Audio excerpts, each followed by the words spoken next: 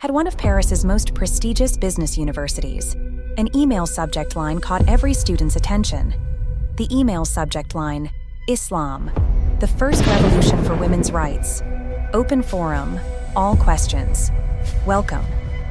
When it appeared in the inbox of every student at École Supérieure de Commerce in Paris, most laughed, some were offended, but 200 of them showed up anyway, ready to prove their new Palestinian professor wrong. They had no idea they were about to have their entire education challenged by historical facts they'd never learned. Before we dive into this story, make sure to subscribe for more incredible stories delivered with intellectual rigor and logic, and don't forget to hit the notification bell. Now, let's get started. Nancy Awad sat in her small office at one of Paris's most prestigious business schools, staring at the graffiti someone had scratched into her nameplate. Go back to Gaza. She didn't flinch. She'd seen worse. Born in Gaza, Palestine, Nancy had excelled at Al-Najah University in Nablus, earning her bachelor's degree in business just months before her family was forced to flee. In Canada, while her parents struggled to rebuild their lives, Nancy threw herself into education with fierce determination. University of Toronto became her new home, where she earned both her master's and PhD in digital marketing and international business, graduating at the top of her program. At 34, Dr. Nancy had published groundbreaking research on cross-cultural digital consumer behavior. When École Supérieure de Commerce offered her a position teaching advanced courses, she knew it was the opportunity of a lifetime. She also knew her hijab would make her a target. She just didn't expect the hostility to come primarily from other women. The first week was manageable. Curious stares, polite distance. But by the second week, the whispers had started. Emily Dubois, president of the school's feminist club, was leading the charge. "Look at her," she'd say loud enough for Nancy to hear as she passed. So educated, yet so oppressed. Muslim women don't even have basic rights. Sophie Martin, a top student in Nancy's digital marketing course, would roll her eyes whenever Nancy spoke. "How can someone who can't even choose her own clothing teach us about consumer freedom?" she whispered to her friends. Camille Laurent, another senior student, was more direct. "This is France. We fought for women's liberation. She's setting us back 100 years just by being here." The male students were dismissive but distant. It was the women's active hostility that stung most. They saw Nancy's hijab and saw everything they'd been taught to reject: patriarchal oppression, religious control, submission to male authority. 3 weeks in, someone left a note on Nancy's desk. "Your husband forces you to dress like that. This is France. You're free now." That night, Nancy made a decision. She drafted an email, reading it 3 times before hitting send to the entire school. Subject: Islam, the first revolution for women's rights. Dear students, I've heard your concerns about my hijab. I've noticed your assumptions about Muslim women and our rights. Rather than continue this cold war of whispers and sideways glances, I invite you to an open forum where you can ask me anything. The title isn't clickbait. I'm going to present historical facts about women's rights in early Islam compared to other 7th century societies, and compared to France itself. Bring your toughest questions. Bring your skepticism. Bring evidence to challenge me. If I'm wrong, prove it. If you're wrong, be willing to learn. Thursday, 7 p.m., room 301. All perspectives welcome. Dr. Nancy Awad. Within an hour, the school's social media was exploding. "This should be entertaining," Emily posted. "Can't wait to expose this propaganda," Sophie added. "Islam and women's rights in the same sentence?" "Bold," commented Camille. By Thursday evening, room 301 was packed beyond fire code capacity. Nancy stood calmly at the front as students filed in, many with notebooks ready to record her lies. She wore a royal blue hijab that matched her confident eyes. "Thank you all for coming. Before we begin, I want to establish one rule. Everything I say tonight must be backed by historical evidence, and the same applies to you. No stereotypes, No assumptions, just facts. Agreed? Reluctant nods around the room. Perfect. Let's start with a question for you. When did French women gain the right to open their own bank account without their husband's permission? Silence. Students looked at each other, confused. Emily raised her hand confidently. France has always been progressive. Probably after the revolution in 1789? Nancy shook her head. 1965. French women couldn't control their own money without male permission until 60 years ago. The room stirred uncomfortably. That can't be right, Sophie protested. Nancy projected a document on the screen, the French law from 1965. Feel free to verify it. Now let me tell you about a woman who lived 1,400 years before that law, Khadija bint Khuwaylid. In the year 595 CE, Khadija was one of the wealthiest merchants in Mecca. She owned her business, employed men, including a young man named Muhammad who she later chose to marry, and controlled her own wealth completely. When Islam was revealed to Prophet Muhammad in 610 CE, it didn't take away her rights. It codified and expanded them. The Qur'an states in Surah An-Nisa, verse 32, "For men is a share of what they have earned, and for women is a share of what they have earned." This wasn't poetry. It was law. A woman's earnings belonged to her alone. Not her father. Not her husband. Her. Camille interrupted. One rich woman doesn't prove anything. What about regular women? Excellent question, Nancy replied. Let me surprise you with 2 facts that will shock you. First, in 7th century Arabia, before Islam, women were often treated as property. They had no inheritance rights, could be inherited like objects when their husbands died, and infant girls were sometimes buried alive. But this wasn't unique to Arabia.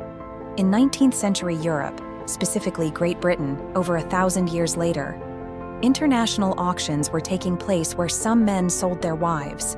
You can Google wife selling Britain to see documentation of this custom. The sale of a wife was actually cheaper than the cost of divorcing her, so it became a practical transaction. Now watch what Islam did in the 7th century. Islam revolutionized this. Surah An-Nisa established, "For men is a share of what the parents and close relatives leave, and for women is a share of what the parents and close relatives leave." Yes, the shares differed based on financial responsibilities, but the revolutionary part was that women inherited at all. Now, when did French women gain full inheritance rights equal to men? No one answered. 1965. The same year they could open bank accounts. For 1,300 years after Islam established women's inheritance rights, French women legally had none. What about divorce? Sophie challenged, her voice sharp. Muslim men can just say, "I divorce you," 3 times, and the woman has no say. That's a common misconception, Nancy said gently. Actual Islamic law requires proper procedures, witnesses, waiting periods, and financial obligations. But let's talk about women's rights to initiate divorce. In early Islam, women could seek divorce through mechanisms like khul, where a woman could initiate separation even without the husband's agreement, though she might return her mahr, which is her dowry. When do you think French women gained the right to divorce?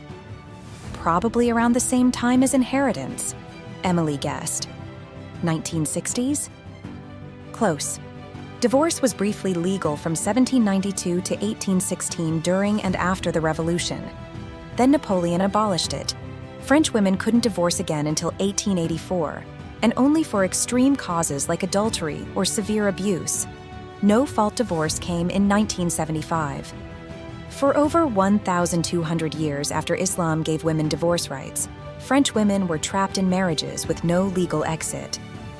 The hostility in the room was shifting to something else: confusion, curiosity, discomfort. What about education? Camille demanded. Muslim countries have terrible rates of women's education. How do you explain that? Nancy's voice grew firmer. I'm glad you asked, because this is where we must separate Islam from some Muslim majority countries' failures. Prophet Muhammad, peace be upon him, said, "Seeking knowledge is obligatory upon every Muslim." Not every male Muslim, every Muslim, period. But here's the part that will really surprise you. The world's first degree-granting university, the University of Al-Qarawiyyin in Fez, Morocco, founded in 859 CE, was established by a Muslim woman named Fatima al-Fihri.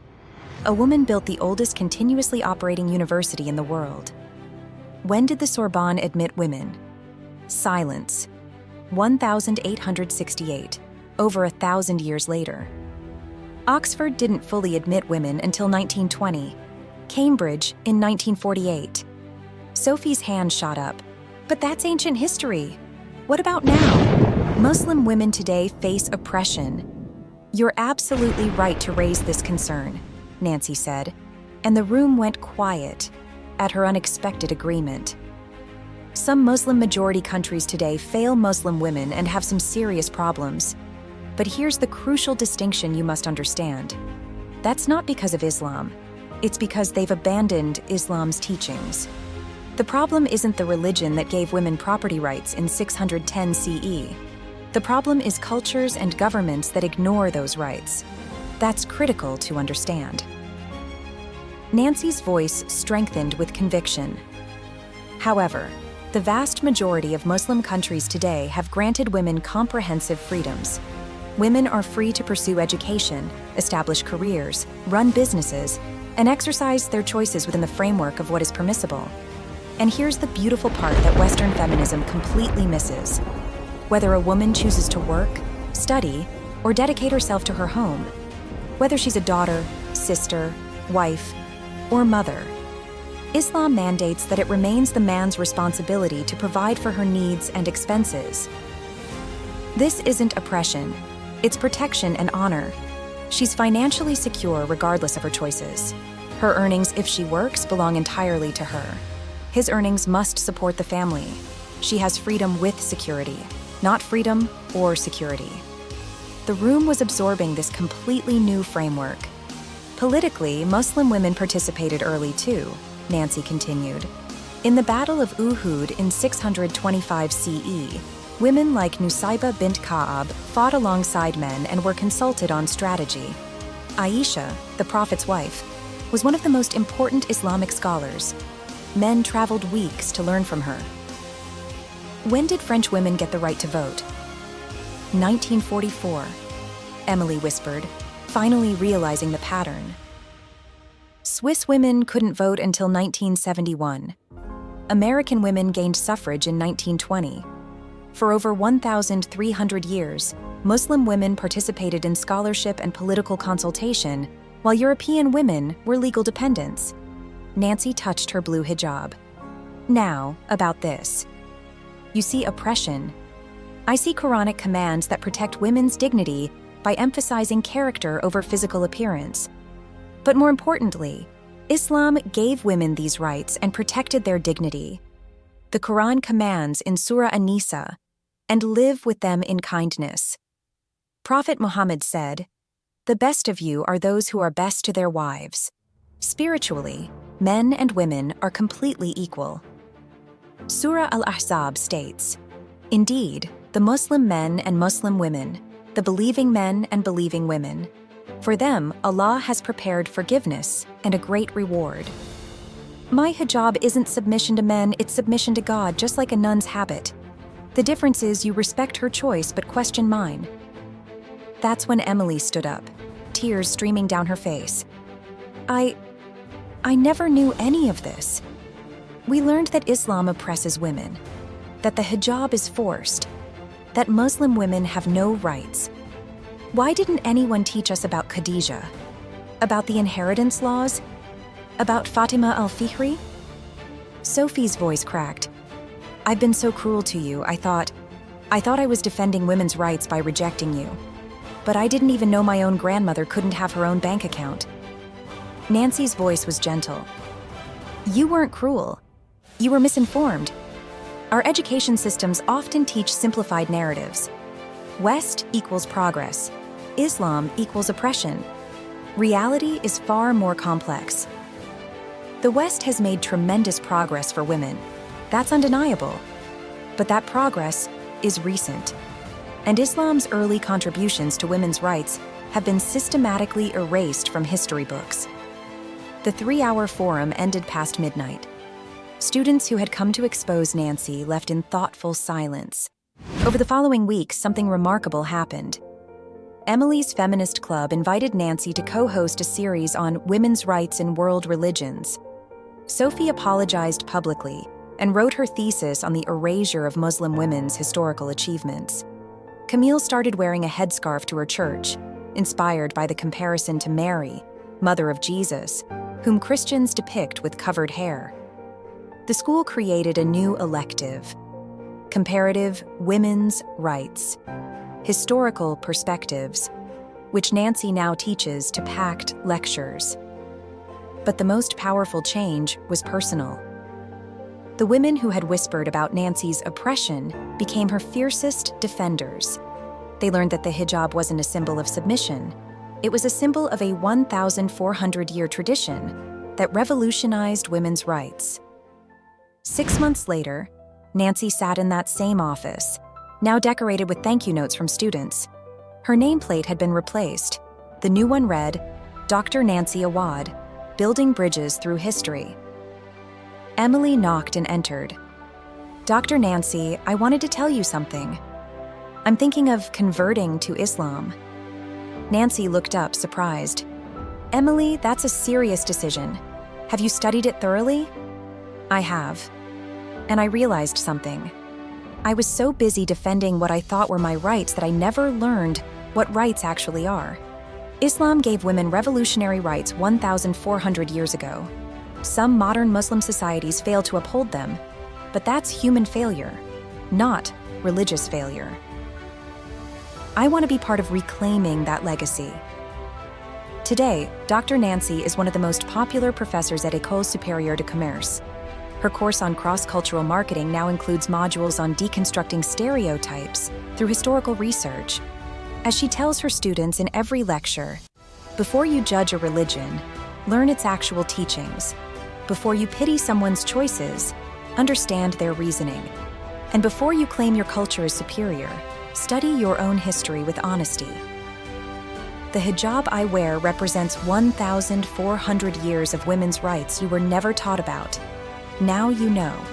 The question is, what will you do with this knowledge? From Gaza to Toronto to Paris, Nancy's journey proved that truth doesn't need a loud voice. It just needs a prepared mind and the courage to speak.